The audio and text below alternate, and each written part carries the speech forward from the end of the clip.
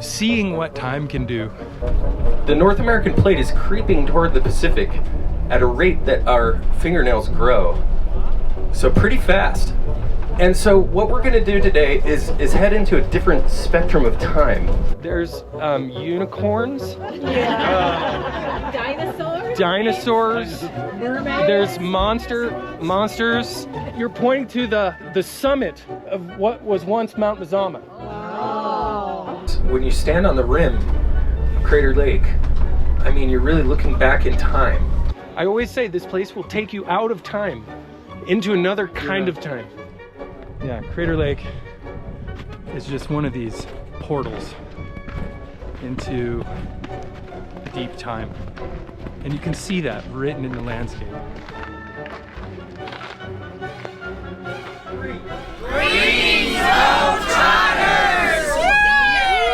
So remind me, where are we going again today? Crater Lake. We are going to the deepest, bluest, cleanest, highest, snowiest lake in North America. So it's a very, very special place. And along the way, there's many, many wonderful sights. So, shall we get started? Yes. Well, we're on I-5 heading north here. I want you to notice all the mountains to the left of us. You know, in that snowy mountain, which is called Mount Ashland. That's our ski mountain. It's also all the drinking water for Ashland. Wow. So when you turn on the tap in your hotel, that's what's coming out of it. And people have been skiing all over it all winter. Thank you. Today's adventure is going to be a high Cascades adventure. So, very young mountain range in comparison to the Siskiyous. The Cascades are mountains being formed, and we'll see a lot of the action written in the landscape today. This is an active volcano.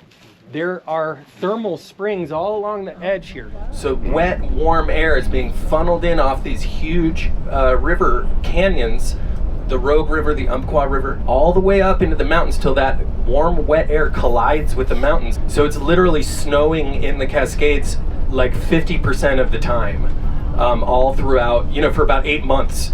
A big part of the story of Crater Lake is also the story of its mighty rivers, you know, the Rogue and the Umpqua. These iconic water features, iconic waterfalls. There's so many fascinating and mysterious elements to just this one watershed here. That is crazy! Now what That's river? beautiful.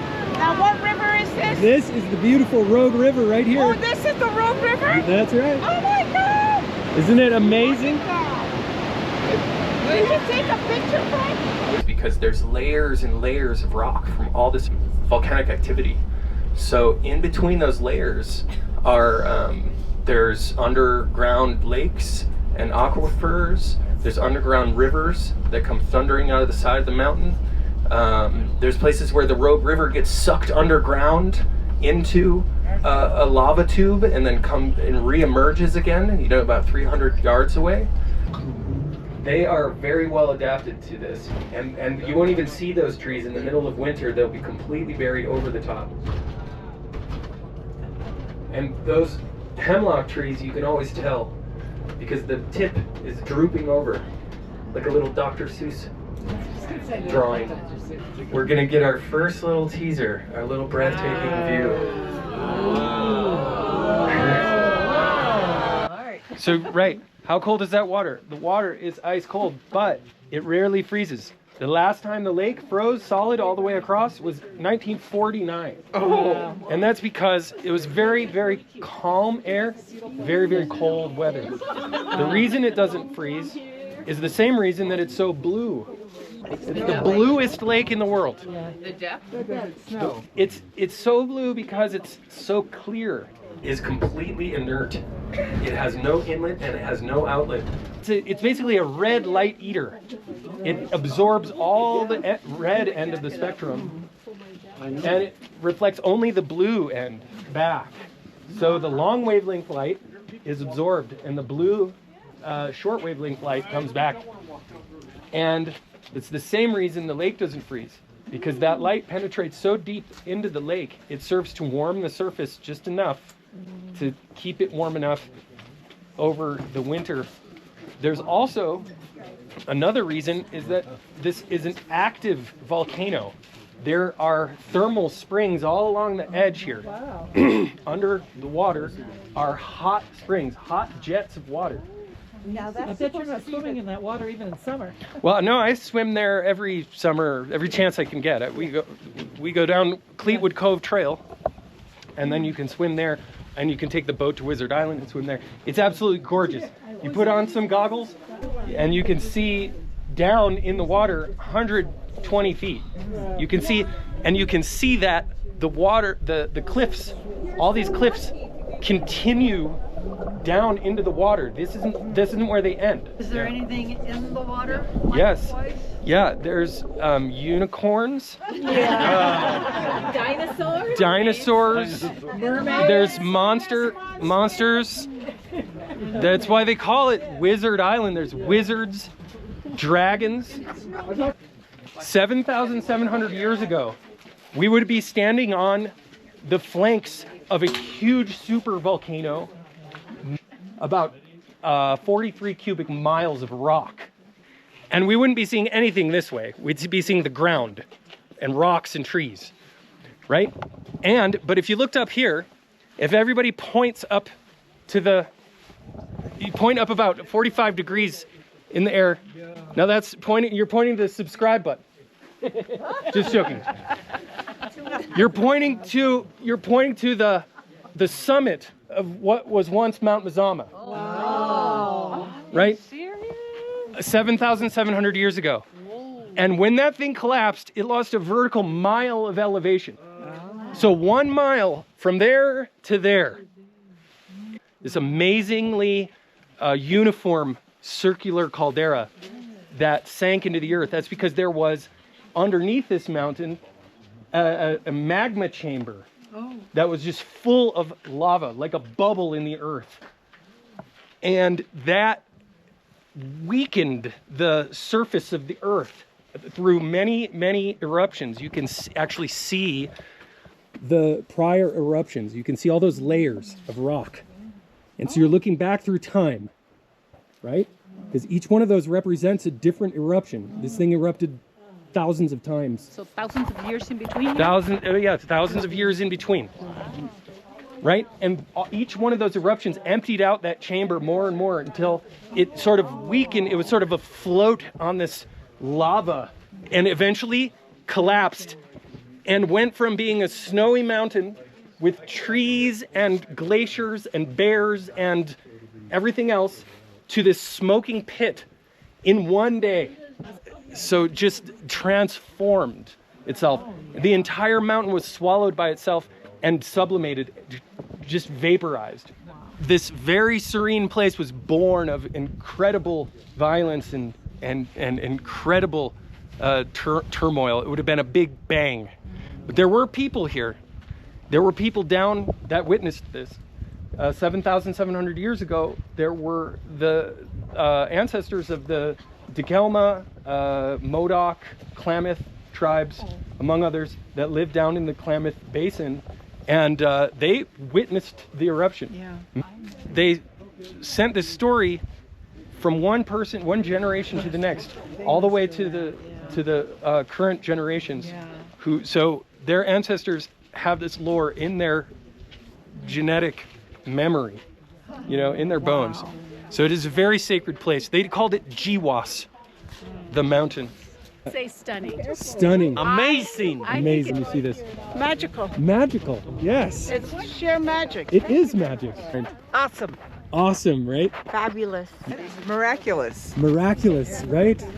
Celestial. Nice. Celestial. Magical That's celestial. It is. It's like being in the sky. Oh, for sure. What's your name? Sarkis, Sarkis. Kirikian, Sarkis Kidikian. Kidikian. Yes.